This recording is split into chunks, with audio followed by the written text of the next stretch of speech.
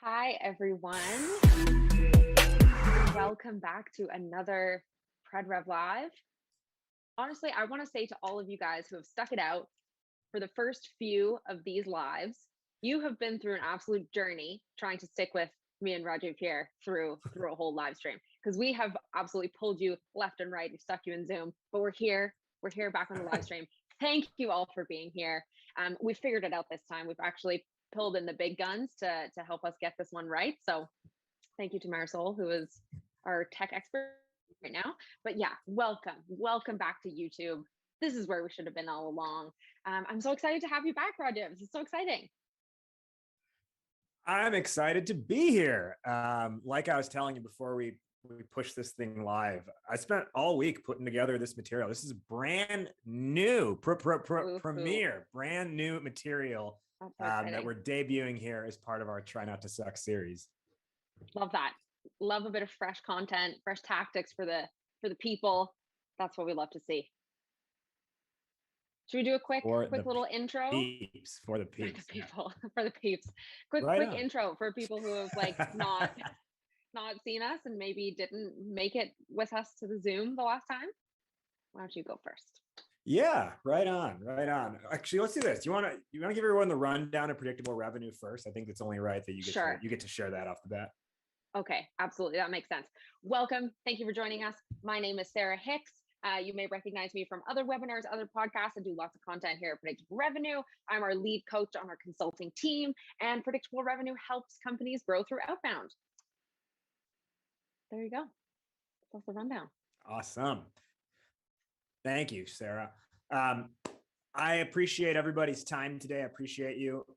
I'm going to try my best to have the live stream off in the corner so I can see the comments, but just so y'all are aware, it does often jam up bandwidth. And so and Sarah, you'll tell me hey, it's getting choppy. If that's the case, yeah, I'll kill the live stream off to the side so I can be actually live and not jumpy live. So quick background for everyone. If this is your first time entering one of these workshops in our Try Not to Suck summer series, this is a 4-month-long collaboration between my company, Startup Hypeman, and Sarah's company, Predictable Revenue, where we are teaching you kind of top funnel to bottom funnel. So back in June, we kicked it off with how to not suck at your elevator pitch. Then last month, we followed that up with how to not suck at personalizing cold emails. Today is demo calls that don't suck. And September 30th, I believe, whatever the last Thursday of September is, I think it's the 30th, September 30th, or whatever the last Thursday is, we're going to finish off the series with sales presentations that don't suck. So all of this is about how do you get your messaging in order? How do you get your sales sort of system in order so that your company can have repeatable, scalable wins? And like I mentioned, today is brand new. This is the debut of demo calls that don't suck. I'm just very, very, very pumped up to be doing this for y'all. So I think we're ready to just go ahead and dive in. Yeah. All right. Right on. Let me get my screen up.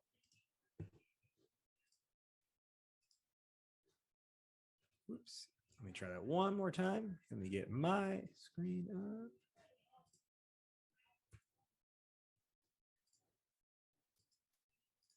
up.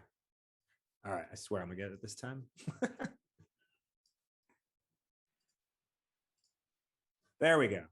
We got it. Yes. All right. Yeah. Perfect. You can still see it. Can you see my mouse moving too? I want to make sure it didn't pause the screen. I can see your mouse moving. Perfect. All right, y'all. This is demo calls that don't suck. Let's go ahead and dive right in. And I want to just get right into it. Why is it that most demos suck? Well, it's a few different reasons. And I think it's actually probably plenty of reasons. Some of the 3 probably most prevailing reasons that I have encountered in my work is that they are way too product oriented. They don't deliver a unique and compelling message. And when those 2 things are at play, oftentimes what happens is expectations are mismanaged, and therefore the call lacks complete direction. And what that does is it makes buyers obsess over features and price. So this is an actual buyer I have heard while reviewing a company's call.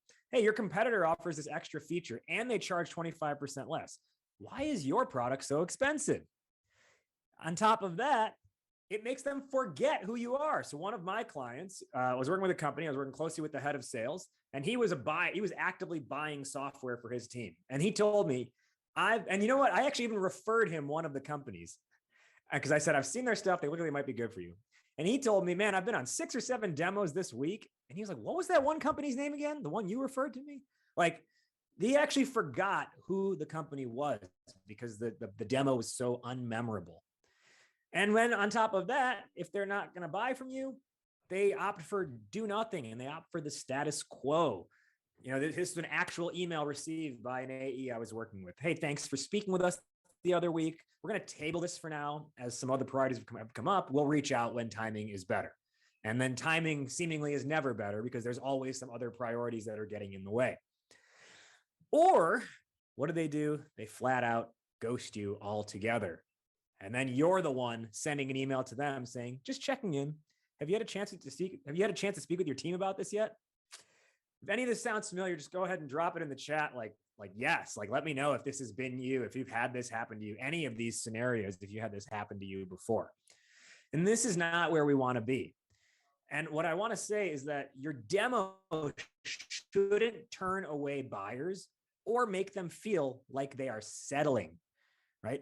You obviously want them to buy from you. And if they do buy from you, they shouldn't feel like they're conceding by buying from you, right? And they're settling when they really want to haggle over price, right? They're settling when they nitpick about the features. They're settling if they're not, purchasing with fervor and enthusiasm. Because in reality, your demo should be an experience that inspires them. It should turn them into champions and evangelists of your brand.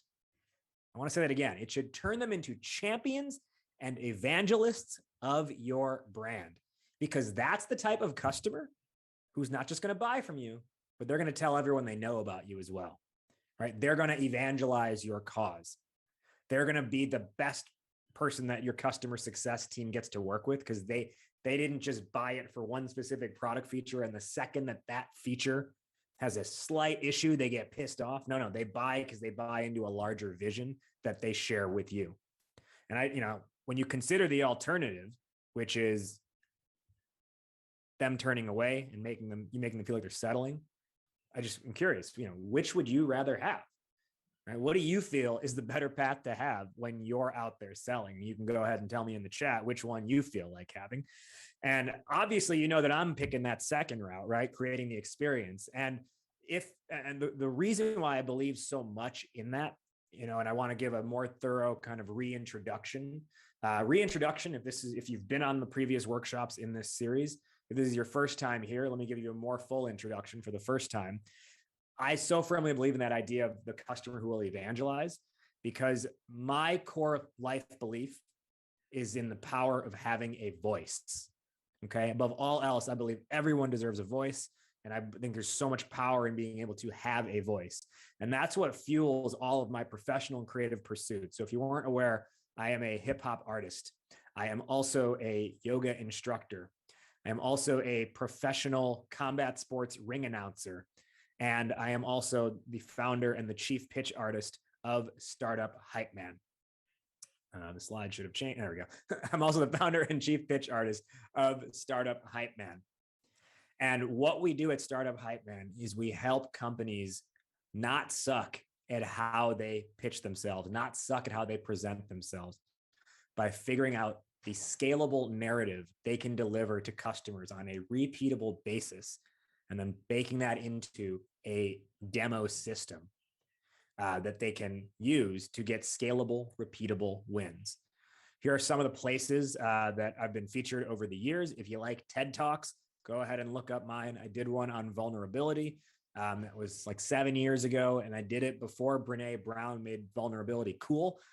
Or at least to my knowledge, I don't think she had come out with her thing yet, or her book at least. So I gave the talk not knowing who she was. So you can hear my take on vulnerability. So today we're going to talk through demo calls that don't suck. And I want to do that through the lens by sharing a story with you. And I want to introduce you to someone. His name is Peter. He is the CEO of a company, a SaaS company that operates in the e-commerce industry. Their name is SearchSpring. And Peter himself is a veteran in e-commerce. And if you were on last month's webinar, you saw that I showed you some different cold emails, different versions of personalized cold emails that I had sent out and gotten success with. One of those emails I sent was to Peter, which I showed you in that webinar. And he ended up taking a meeting, in like 14 hours later, he was eager to take a meeting. And we ended up talking, we had a great conversation. And then about a month later, SearchSpring ended up becoming a startup Hypeman client. And I want to tell you what Peter told me in that first call. He said, selling through demos is horrible. We're always caught in a feature battle. And I could understand his frustration. It's what I've heard many times over, but we ended up talking through it. And I think, from those slides you just saw, I think my belief in the power of voice is why Peter entrusted me with SearchSpring. And today I want to share with you the SearchSpring story and what we were able to do to help turn them around.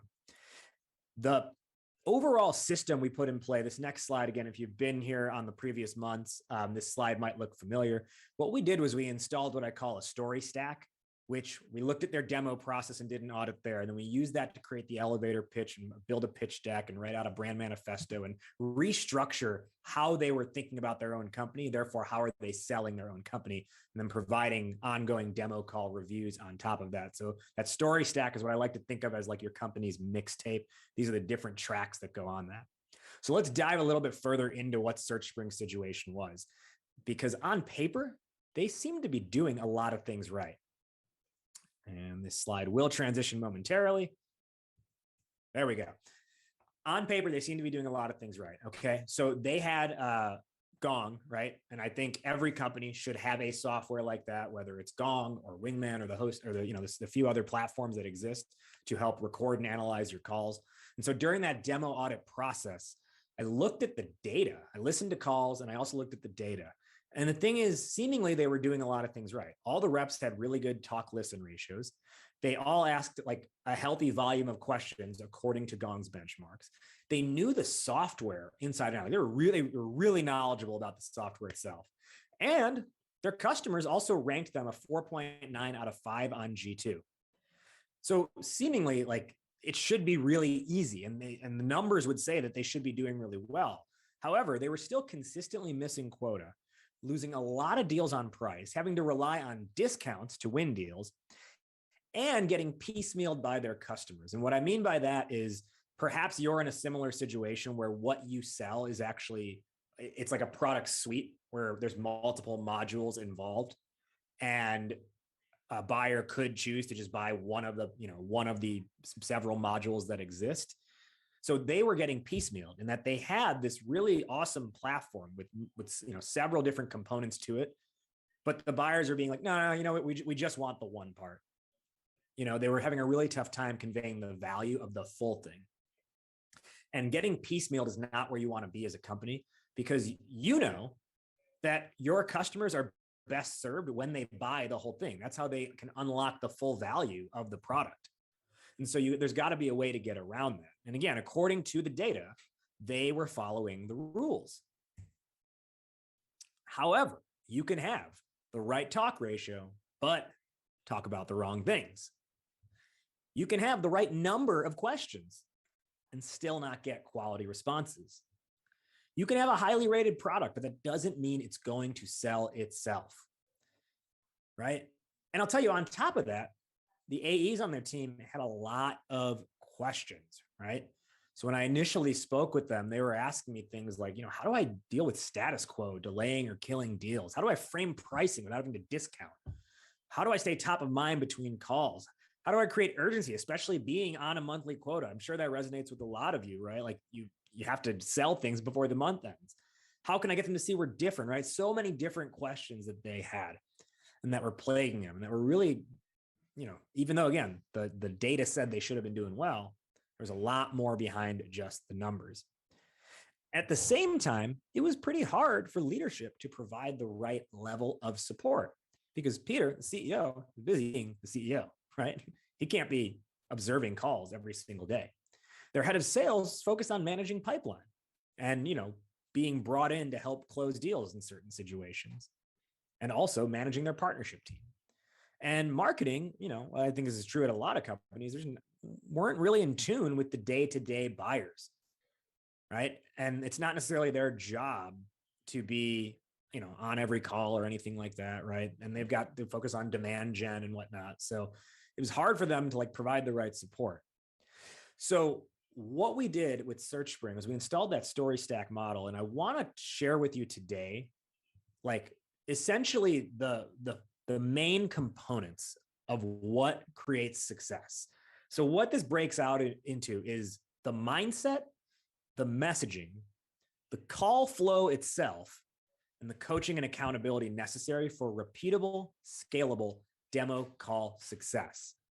Now, if you want repeatable, scalable demo call success, put demo in all caps in the chat, and I'll see it when it comes up in the feed. I also want to let you know, if you stick around to the end, I've got a bonus for you at the end, something that I want to send everybody for being part of this today. So these are the 4 components, the 4 parts that we're going to work on today. And I want to show you in order to create a demo call that doesn't suck. So as a reminder, this is part 3 of our overall series. Keep getting the slow. There we go. Part 3 of our overall series. So we did how to not suck at your elevator pitch back in June. We did how to not suck at personalizing cold emails last month. Today is demo calls that don't suck. It wasn't September 30th. It was September 24th. September 24th, we're doing sales presentations that don't suck. So if you're not signed up for that, just be sure you do sign up for that because that'll tie this whole thing together. So let's dive into part 1 of today in order to have a repeatable, scalable, successful demo call. And that's the mindset. Okay. The mindset. And this is going to be, I've given this refrain the last 2 months, and it's because it's so important. I'm going to say it again next month if you tune in. I need everyone on this stream. I need you all to stop thinking like an executive. If you're the CEO, stop thinking like the chief executive. If you're in leadership, stop thinking like executive leadership. If you're an account executive, stop thinking like an account executive. And instead, what I want you to do is think like an entertainer, because thinking like an executive creates really, really boring demo calls. And I always like to say this with anything that I touch, whether it's a live stream like this, or whether it's a call with a customer, a potential customer. You've all, maybe you've seen Dirty Dancing. Nobody puts baby in the corner. And I say this, nobody puts baby in the corner browser tab, right? You do not want to get stuffed to the side while they check their Slack messages and then they just nod along politely while you're talking. So say this to yourself. Nobody puts baby in the corner browser tab. So what you need to do, again, stop thinking like an executive and instead think like an entertainer. And what that specifically means is become audience focused. Remember the very first slide I showed you? I said, why do most demos suck? I said, well, they're super product focused. They're super product oriented. I need you instead to become audience oriented and audience focused. That's how an entertainer thinks. They have one goal in mind. They say, how do I make an emotional connection with this crowd? How do I elicit a response from them? How do I get them buzzing about something? How do I get them to feel something? Right? And as a result, they don't tell you about all the songs that are on their product roadmap, right? They give you the hits. I need you to give your customers the hits. And a really good way to visualize this, again, this next slide, I believe I showed it on the first workshop we did in this series, How to Not Suck Your Elevator Pitch, is with our friends Super Mario. You have your potential customer, that's small Mario. Then you have the fire flower, that's your product. You combine those things together, you get big Mario on fire, shooting fireballs, killing bad guys, stomping over Koopas. And that is what... My microphone came unplugged. Can you still hear me? Okay, good. That is what you sell. You sell, as this says, the awesome person who can do rad shit. You don't sell the flower. And yet, so, I mean, I've reviewed a lot of demos over the years. And initially, everyone is selling the flower. They are making their product the focal point of the call. But that's not what you sell. What you sell is the better version of your customer. And I can understand why it happens, because they're called product demos. And so we have this because that's the nomenclature of it. We think, oh, the emphasis of this call is to show them the product and all it can do. But you got to shift the emphasis, right? I blame maybe it was Oracle, maybe it was Salesforce back in the mid 2000s. I don't know who it was who first put a button on their website that said request demo. And that made everyone follow suit and say to themselves, oh, okay, so what we're doing here is taking them on a guided tour of our product. Reframe. Have an interaction that allows the person to see the better version of themselves. Shout out to useronboard.com for this graphic. Because if you are audience focused, if you think like an entertainer, it is no longer a product demo. You have now created and delivered a brand experience. And you tell me, what do you feel is going to be more impactful, more memorable, more likely to lead to conversions? A product demo or a brand experience? What do you think is going to differentiate better? A product demo or a brand experience? What do you think is going to stick out in their minds and they're going to tell their internal stakeholders about? A product demo or a brand experience? Again, rethink here. Think like an entertainer. So that's the mindset I want you to have. Next, let's go into the messaging, because I'll tell you, a lot of times when I start working with companies, they think they just have a demo problem. They think, oh, it's really just a matter of like, we need a different way to like show the software, or, our salespeople just need to be shown like what to click through in the right way. No, that's only half the battle. It's never just a demo problem. It's always a demo problem, but that's actually a symptom of a larger messaging issue. And I specifically mean like the messaging and the language used on the call itself. And if you get that right, that's going to ultimately impact the messaging that's, on the front end, in your emails, on your website, in your marketing, et cetera, et cetera. So the messaging that we want to get right, the basis of this is I want you to think about your elevator pitch, which again, we talked about a couple months ago, but it bears repeating here because this is where it really comes out. I'm curious, how does your company answer, or how do you specifically answer, what does your company do? And I'm just going to pause here for like 5 seconds because I want you to think on how you answer that question. When someone asks you, oh, so what does your company do? How do you respond? Because I'll tell you, if you're like a lot of the companies that I speak with, you know what they're saying initially? Something along the lines of, we are an award-winning AI-powered platform specializing in load delivery throughout the entire product lifecycle. We've worked with top brands across multiple industries with an average 50% increase in delivery, and are backed by the same investors who funded Pinterest, Peloton, and Puppy Lingo, like Duolingo, but for speaking puppy. Right? Obviously, I created that up out of thin air, and this is not a real company. I don't know what a load delivery product lifecycle is, but and Puppy Lingo would be a sweet app, but I don't think it exists. This is what most companies are saying, and it just freaking sucks. It's so flat. It's so look at me, I'm amazing, trust me, I'm amazing. No, really trust me, I'm amazing, right? And it honestly says nothing at the same time.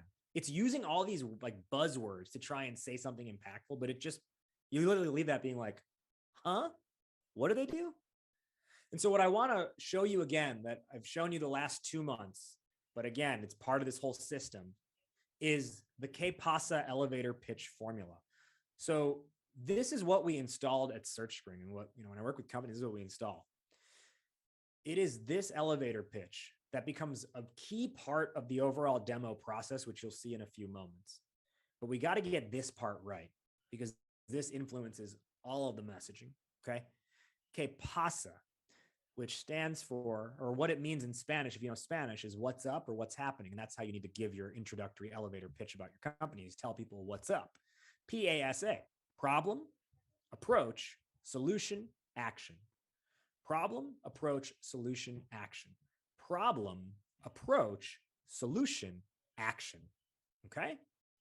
The reason why this is the way you want to communicate and why this is successful and why it hooks them and why it makes it easy to understand what you do is because by leading with the problem, you are providing context and frame of reference for your buyer right out of the gate.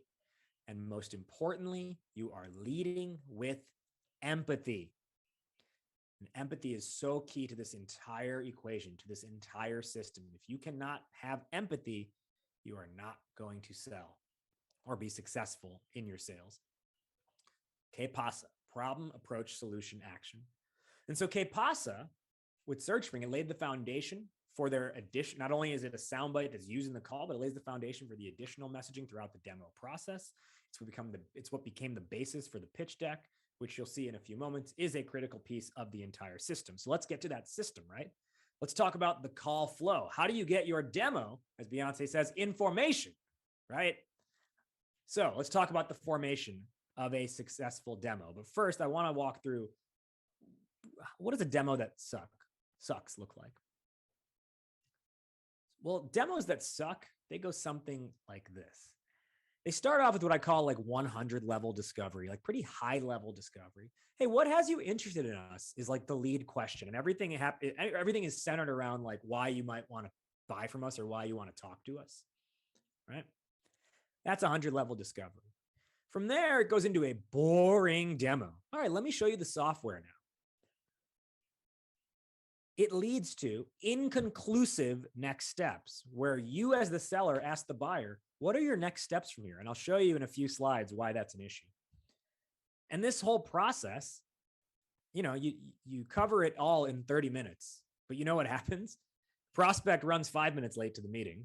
So you're starting from behind, and then you end up running out of time being able to get through everything. And next steps are hurried by the end, and you end up having to chase them down through email afterwards. Right? It's hoping the call goes well instead of having a real system to ensure the call goes well or hedge as best as possible that the call is going to go well. So with that, let's look at the framework for a really successful demo call. And go ahead and write framework in the chat if you're ready to see what that looks like. So the startup Hypeman call flow. This is what we instituted at SearchSpring. This is what we instituted at companies when we work with them. The call flow for repeatable, scalable, badass demos goes something like this. You start by setting a mutual agenda. You then follow that with an impactful point of view statement. You then go into 300 level discovery. So advanced discovery, right? It's like an advanced college course, 300 level discovery. Then that segues into an elevator pitch, which tees up a pitch deck. And that's the really controversial part because there's so many people who they're like, hashtag ditch the deck. And to be honest, I kind of agree with them if the deck is terrible, but you want to have a good deck. Then you employ what I call the reverse demo technique. I'm going to show you what each of these components are. After your reverse demo technique, you then construct collaborative next steps. And this whole process is going to take you 40 to 45 minutes to get through. So what I need you to do coming out of this is reset your Calendly or your Mixmax or whatever tool you use for scheduling. Reset it so your intro meeting, your discovery meeting, your demo call, whatever you call it, is either 40 or 45 minutes long. The reason for that, because so many people are like, well, why would I do that? I mean, that's not as efficient. A 30-minute call should be enough. And plus, I can stack more meetings in a day if it's only 30 minutes. Yeah, you can stack more bad meetings in a day if it's only 30 minutes. Here's why you want to actually schedule yours for 40 or 45 minutes. Nobody starts a meeting at 2:41 p.m. or 2:46 p.m. Nearly everybody starts a meeting at 2:30 p.m. So when your demo is scheduled for 2 o'clock and it's only 30 minutes long and they've already run 5 minutes late and they arrived at that meeting saying, I have a hard stop at 2:30, you really only have like 20 minutes to work with, because they're already thinking about the next meeting by the time you hit, 2:20 or whatever 20 after the hour. But if your meeting is 40 to 45 minutes long, they will not back-to-back book you. They can't, because no one starts a meeting. I mean, very randomly, right? Very, very, very occasionally will someone start a meeting at 41 after or 46 after. So they can't book you back-to-back. What that means is you can comfortably get through everything. If you end on time, you've actually given them 15 to 20 minutes in their day back to go to the bathroom, to check email, to recharge before their next meeting. If you run overtime, you still have some buffer before their next meeting starts. So that's why you want to be at 40 to 45 minutes for your meeting, because you'll have a chance to be thorough and you'll be able to deliver value in the right way. Now, one thing I want to point out here is I am aware that depending on what you're selling, you may do a discovery call first and then a follow-up demo call. Here's what I say to that. If it's an SDR qualification call and then that leads to a demo, you still want to run this entire 6-step call flow on the demo call. And you can use what the SDR learned in the qualification call as a jump off point for the discovery, but you still want to have some discovery here. If you structure it where it is a true thorough discovery as a call 1, which then gets to a call 2 that is the demo, what I would do, like you've got to basically like stretch this agenda across, or stretch this flow across 2 calls where, and you kind of are going to repeat some things on the second call. So it'd be like 1, 2, and 3 you would do on that first discovery call. And then when you come back, and I'd say you probably give the elevator pitch on that first call. When you come back for the second call, you'd still want to set the agenda. You'd want to remind them of that point of view. You'd want to quickly touch on the things you heard in discovery the previous time and ask if anything's changed. And then you'd go through the rest of the process from there. Okay. So now let's go through this piece by piece. And let's talk about the importance of starting the call with a mutual agenda. Oh, one thing I want to say, I didn't put it in this because I think it should be obvious, but like spend a couple minutes up front building rapport with them. And like in a good way, stop asking, how's the weather over there? Like, you know what? It's cold here. It's hot there. We all chose to live where we live. Stop asking, how's the pandemic been treating you? I don't know. It effing sucks for everybody. Try to, especially in a virtual, if they don't have like a virtual background up, try to learn, are there things that are in their background you can pick out to create a conversation piece? Hey, that's a guitar. Do you play? Right? Because imagine them being able to start a conversation by just talking about something they're passionate about. Won't they have a better opinion of you just for the rest of the call? So if there's some interesting things in the background, try that. Or otherwise, look up their LinkedIn profile, look up, what have they been posting recently, that kind of stuff. Okay. So get some good rapport in, stop asking about the weather, stop asking how the pandemic's been. Then we have our mutual agenda. Oh no, I forgot to actually put an image here. That's funny. I couldn't think. So this was the one slide where I was like, what would be a good image for a mutual agenda? If anyone has a suggestion, put it in the chat. What would be a good image to put for a mutual agenda? Because I'll add it, in post-mortem and for a later time when I do this workshop, in a future month. The mutual agenda. So let me just tell you, a demo that sucks skips the agenda completely. And I'm going to have on each of these slides, like, what does a demo that sucked do? And when I say demos that suck, what I'm referring to is quite honestly, most calls. So demos that suck, most calls, most teams will dive right into discovery, but that's kind of just like putting a blindfold on your buyer and saying, just trust me. You don't know me yet, but just trust me. What you really want to do is have this mutual agenda, because what it's going to do is establish a common goal for the call. It's kind of like a North Star that you both know you're building towards. It creates an order of operations for your call that both parties agree to. And when you combine that with the idea of like a common goal, you're better able to keep a call on track and hold focus and attention of the buyer, because you both know where it's going. The other beautiful part of this, you know what? And I just want to pause here because people are saying in the chat a handshake, and I thought about that, but then I was like, it's just like too obvious. So like Too on the nose. imaging, like, so come up with an idea that's like not. You've seen the other images in this presentation so far. What's a random pop culture thing I could use to represent mutual agenda? Okay, so the other thing, back to the agenda, that is so valuable if you do this right, is you're going to be able to secure initial buy-in to just how the call is supposed to work, right? So there's this idea of like getting micro agreements along the way. So if you can get an agreement to how the call is supposed to work, you're starting the call off with a yes in their mind. And then the last component of it is this actually lets you tease next steps up front. When I work with sales teams, one of the biggest challenges they experience is, how do I bring up next steps at the end? Well, I'll tell you, by bringing it up at the beginning.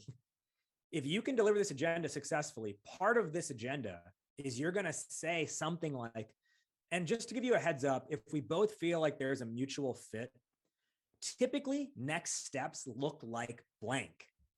So you just let them know up front what the path forward would look like coming out of this if it's going to move forward. So that way, when you get to the end of the call, you just be like, hey, remember when we said this is what would happen? Let's do that. And they're like, oh yeah, that makes sense, right?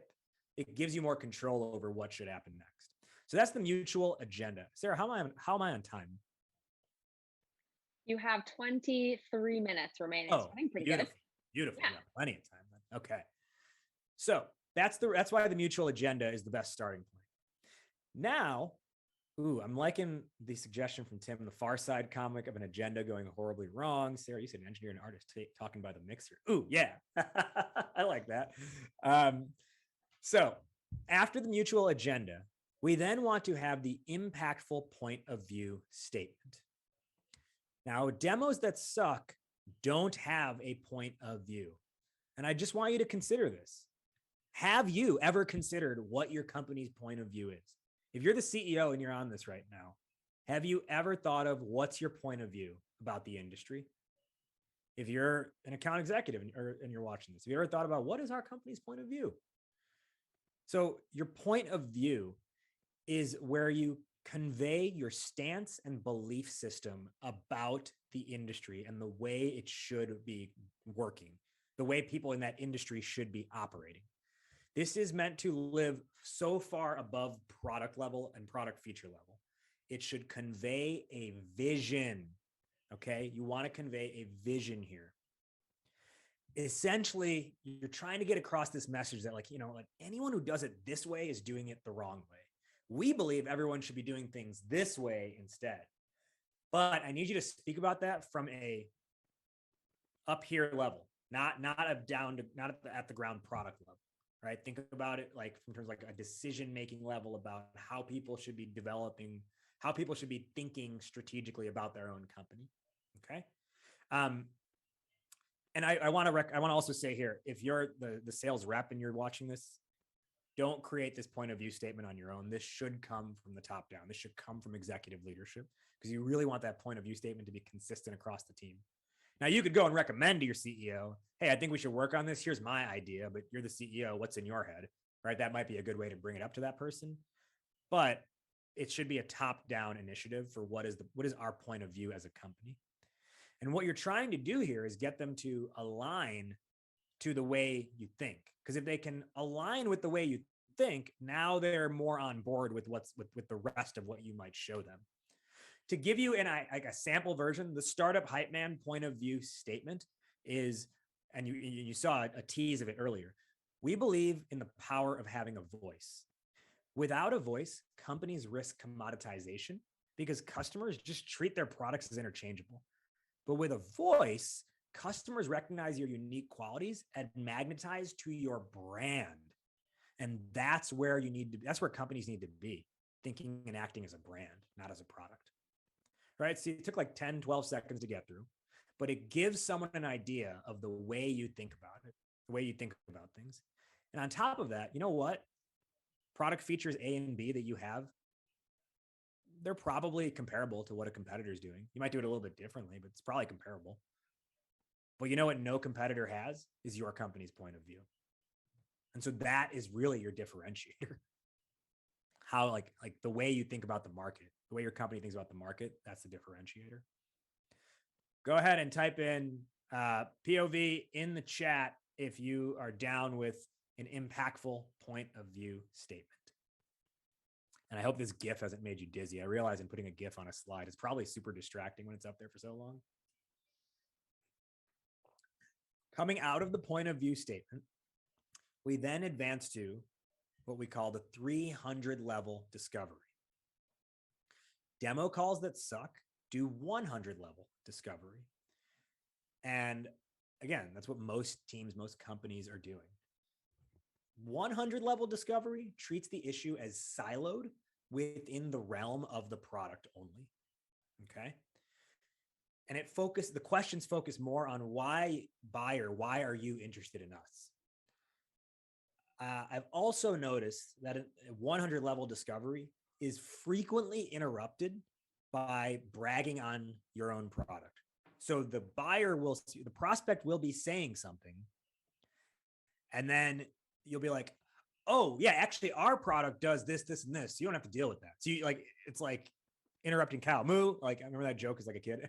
It's kind of like that, where you're not thinking about them so much. You're product focused, right? You're not audience focused. So you're almost cutting them off to tell them, oh no, our product does this thing. You want to back off of that. The other thing I've noticed with 100 level discovery is it yields poor forecasting by not finding the true timing drivers or timeline drivers. Oh, damn, Tim, you're right. I should have put an image for Spartans for 300 level. Okay, I'm going to fix that. Good. See, this is also a crowdsourced operation. It's not purely a one-way street here. It's a crowdsourced operation. I love it. So 300 level discovery, it seeks to what you're doing is you seek to understand the pain within the context of overall company initiatives. You don't just think about their issue within the realm of the silo of your product. You look at what they're going through and how that impacts larger initiatives within the company. It also encourages the buyer to qualify themselves. Or another way to think about this is like you almost want to ask questions in a way where you're trying to like disqualify them and prove that they're actually not legitimate. And in that pursuit, you end up like they prove to you that they are legitimate. And instead of interrupting them with bragging on your product, you aid the conversation by talking about similar customer stories, not to brag on your product, but to talk about similar customers who've experienced that pain as well, so that they don't feel so alone in whatever they're experiencing. And then they get a feel that you've heard this before, you're familiar with it, you're an expert. It's also going to yield more accurate forecasting by uncovering true timing drivers. So I want to give you an example of a 300 level discovery question, specifically as it relates to timing. And we got to have Flavor Flav for that one, right? With the clock, because it's timing. So a 100 level question for asking about timing, you know what the question will be? It'll be something to the extent of, so when are you looking to get this launched? Or more bluntly, so what's your timeline for something like this? And if you're kind of nodding with that, maybe you've said that before, but that's not giving you the total picture. Instead, what you want to do is ask it more like this, because I'll tell you before I show you the questions, you got to understand there's always two timelines at play. There's the timeline that got us here and the timeline that gets us there. So you want to uncover that full picture. And so what you want to ask is something to the extent of, you don't have to do it verbatim, but this is a way to ask it. Hey, I'm just curious, how come we're having this conversation today and we didn't have it 2 months ago? And we're not having it, I don't know, like 2 months from now. because now you're going to understand why today specifically. What were the events that led up to today as a company on their side? And what's driving something potentially imminent in the future? Right? So they'll tell you, oh, we just went through this redesign of our whatever, of our operations system. And there's this new thing, and that took a few months to get through. And so we've got that ready to go. And now we've got to get this piece figured out because by October or by November, there's this thing happening and we got to be ready for that. Now you've just figured out the full picture. And then you can start to deliver, when it's your turn, you can start to deliver your own product, knowing what's reality for them.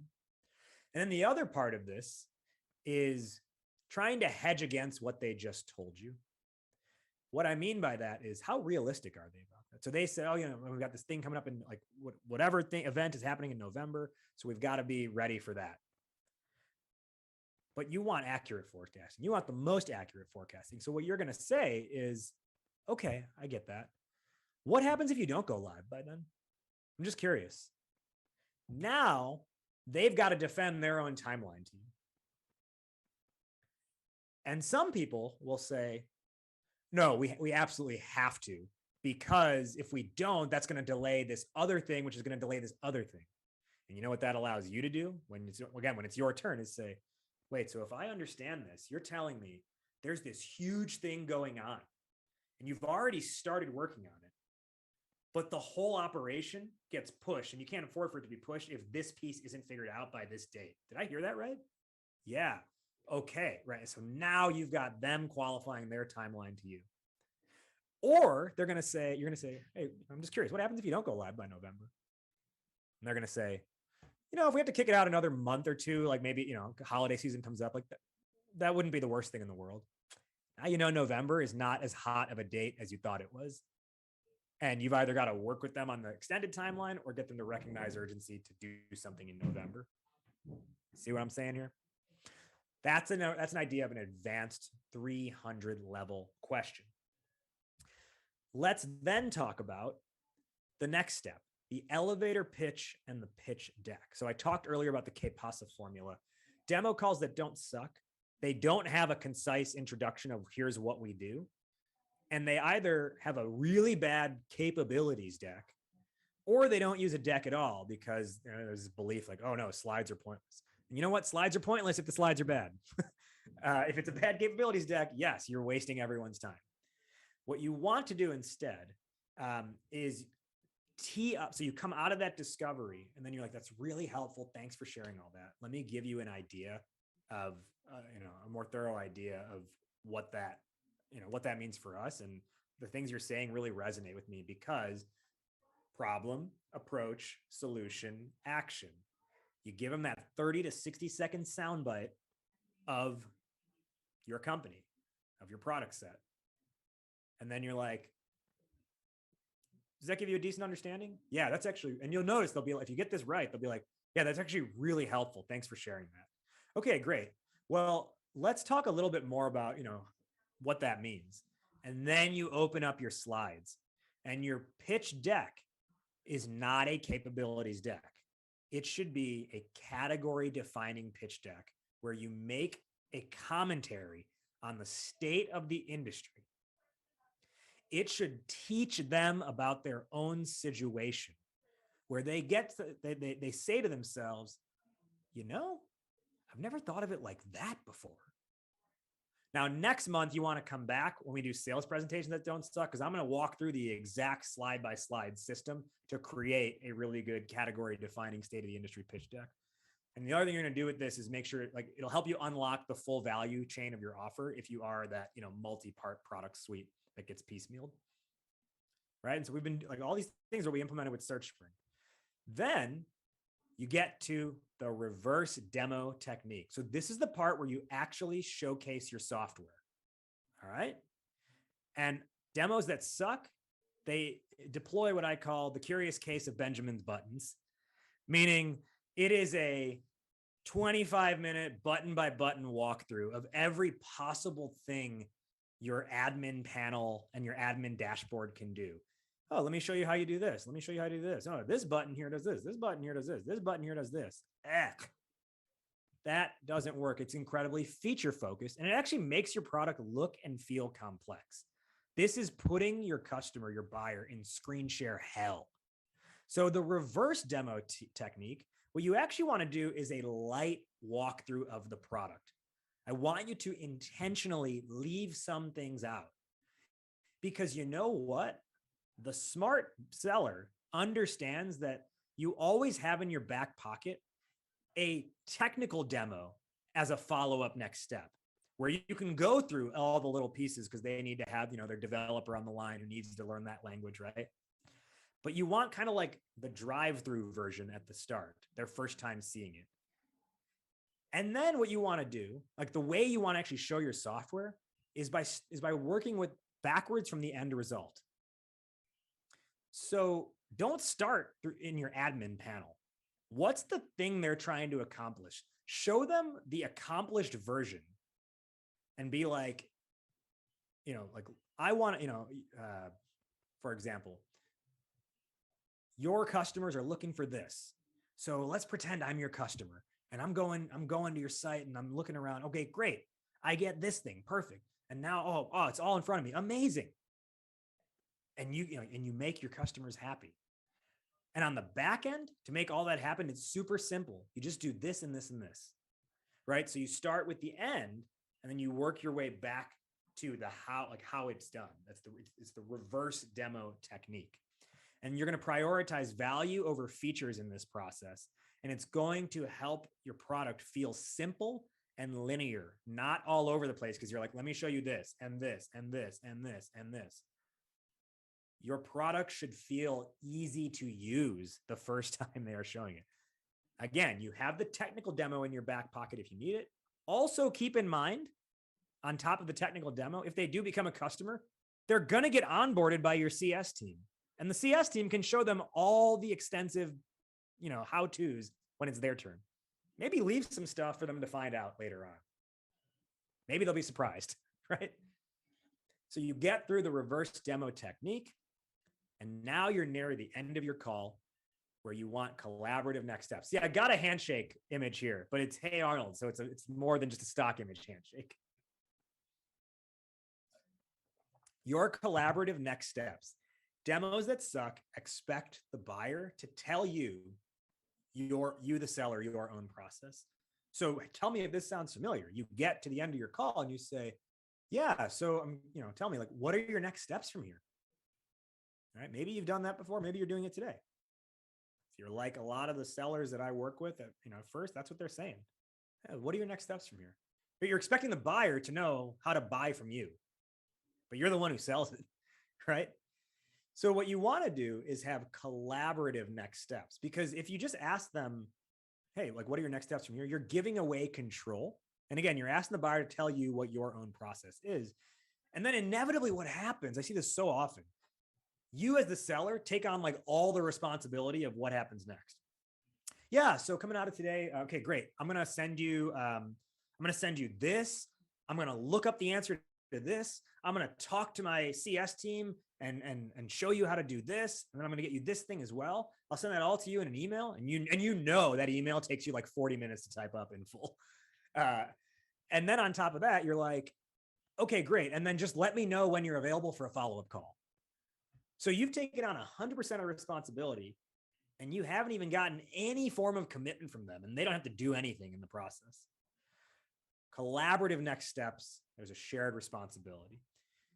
You want to assume control of the situation and pave the path moving forward. Hey, it feels like there's a good fit here. Remember earlier when I said, hey, if there's a good fit, typically next steps look like blank. So I'm feeling like there's a good fit. Do you feel like there's a good fit? Yeah. Okay, great. So let's talk more about those next steps that I talked to you about in the first 5 minutes of the call. It's why that first 5 minutes sets up your last 5 minutes, and why it's so crucial to have that agenda up front. Okay. You're going to guide the buyer through a clear process, and you're going to divide responsibilities. You're going to ask them to put skin in the game by assigning some role for them to take on. So that way you don't do everything. Because if they've got skin in the game, they're more invested in seeing the process through. And if you're doing all this stuff well, they're going to want to do that stuff as well because they want to work with you. They want it to work out with you. Okay. I think I got 5 minutes left. Okay. We are almost done. So that, everybody, is the call flow for repeatable, scalable, badass demos. Mutual agenda, impactful point of view statement, 300 level discovery, elevator pitch and pitch deck, reverse demo technique, collaborative next steps. And that whole thing is going to take you 40 to 45 minutes. Now, there's a fourth part of the entire kind of system we talked about, and that was the coaching and accountability. Okay. I got to give a shout out to my boy, Allen Iverson. How the hell can I make my teammates better by practice? We're not talking about the game. We're talking about practice. For those of you who catch this reference, back in the early 2000s, Allen Iverson missed practice and got benched for it. And then in his press conference, he's like, we're not talking about the game. We're not talking about the game. We're talking about practice. Practice, man, practice. How the hell can I? He said the word practice 22 times in like 65 seconds. So go up and look at that video in your spare time. But he's wrong because practice really is helpful. And that's why, like, you need to have a coaching and accountability system. Okay.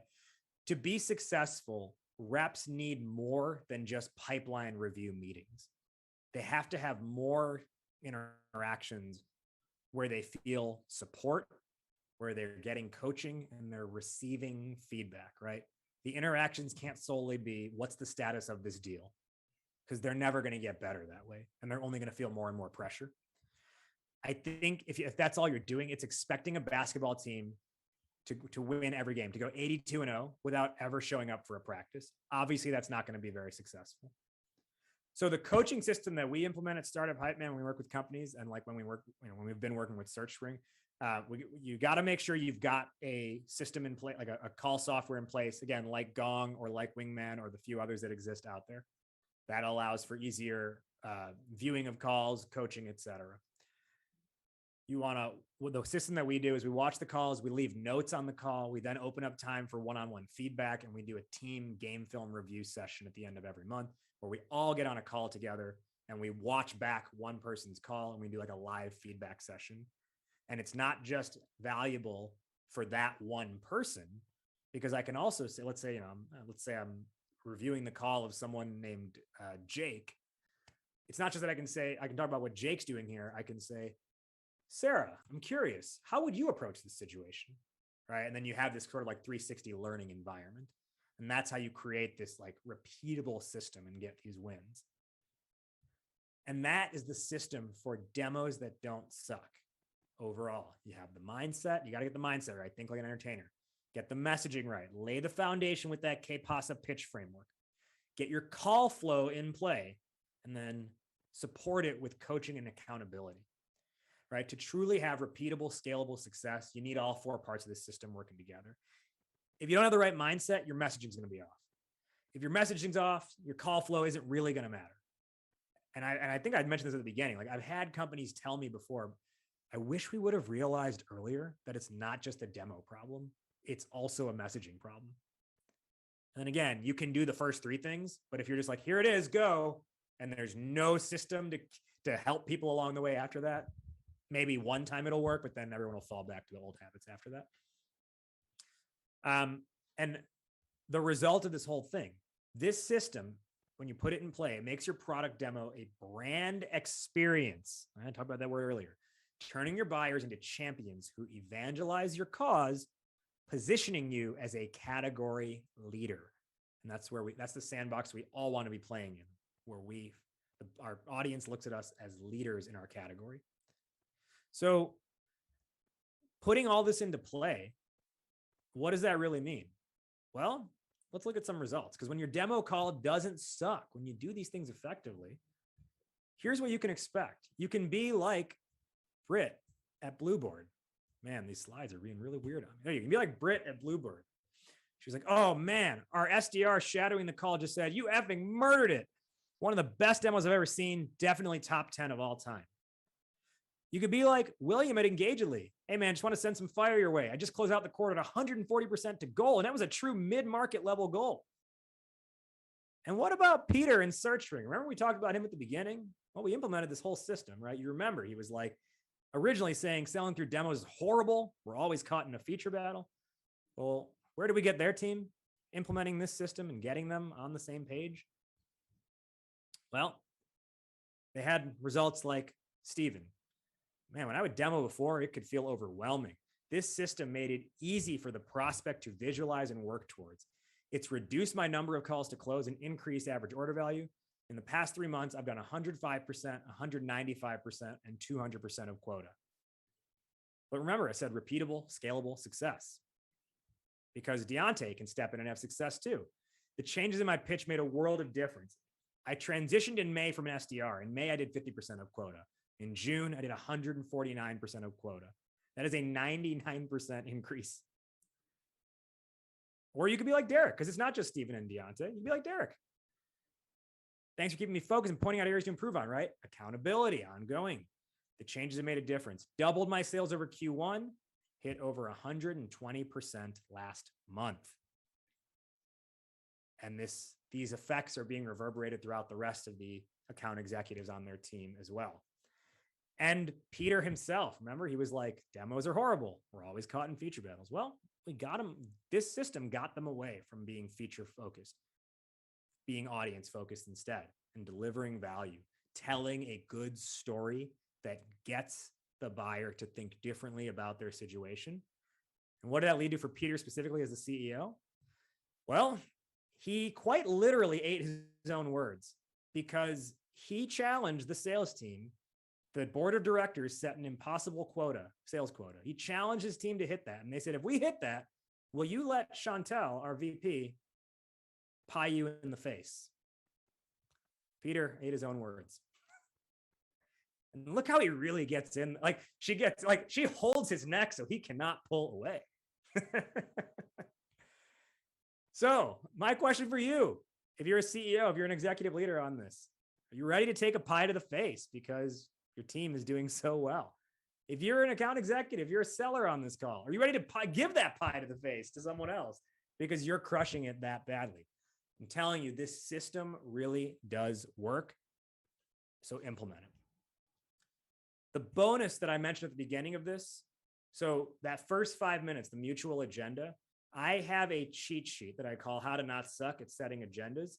I am going to share that with you so you can have a framework to set a healthy agenda at the start of your call while effectively being able to open up that pathway to talk about next steps in the first 5 minutes. My request to you, come back for part 4. This was part 3 of our series. Part 4, we close it out next week. This Try Not to Suck Summer next month. The Try Not to Suck Summer series, sales presentations that don't suck. Go back to the same page you signed up for on this one, and then just toggle that you also want to be on sales presentations that don't suck, and then you'll get sent the link for that. And that, my friends, is demo calls that don't suck. I like to think of the demo as the dance floor, and I hope all of you are ready to rock the dance floor. This is my contact information. As you've probably seen through this is what we work very closely with companies on. So if you feel like your company could benefit from this, getting some additional guidance on it, implementing this system successfully, obviously reach out. If you've got any follow-up questions, of course, reach out. Please connect with me on LinkedIn. And I'll be sending a follow-up email to everyone who registered with the recording and the bonus as well. I just want to see if we've got questions in the live stream. We've got some comments in there. Avinash said a lot of times in the presentation, people go through company introduction, use case and customer slides. Do you think sales guys should spend time on these slides or should jump into a demo? It's a really good question.